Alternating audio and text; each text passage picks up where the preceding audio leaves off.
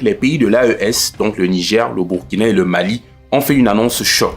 Porte à la connaissance de l'opinion publique confédérale et de la communauté internationale leur décision souveraine de se retirer du statut de Rome de la Cour pénale internationale avec effet immédiat.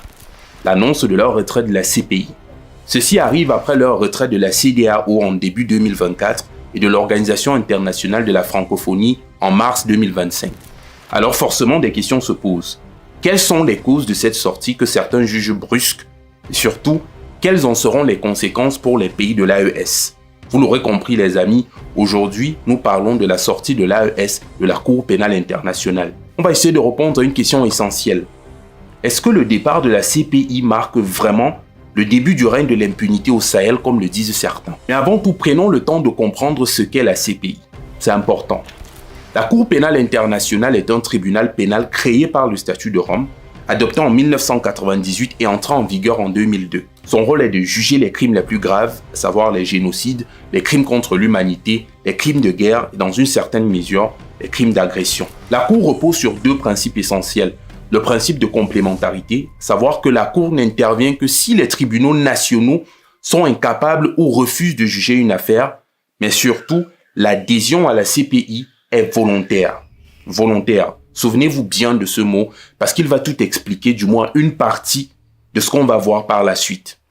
Mais bon voilà, il y a un problème. De nombreux États, et parmi les plus importants, et parmi ceux qui sont le plus susceptibles de commettre des actes répréhensibles, ces pays se tiennent à l'écart du statut de la Cour pénale internationale. Le problème, c'est que la plupart des grandes puissances, à savoir les États-Unis, la Chine, la Russie, n'ont jamais adhéré pleinement à la CPI et ne sont donc pas soumis à sa juridiction.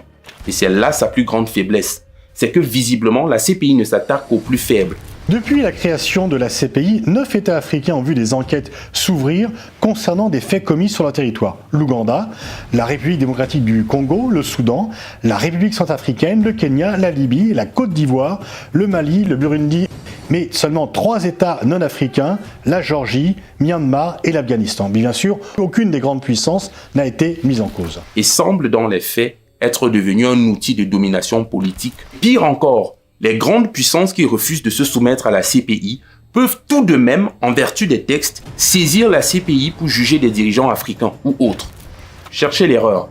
Voilà pourquoi les pays de l'AES ont décidé de s'en retirer. Du moins, l'une des raisons principales. Sauf que dans la presse internationale, on a très vite présenté l'AES comme un groupe de parias, des États qui se retiraient de la CPI par peur de poursuites judiciaires. Mais ça, c'est faux. Totalement faux.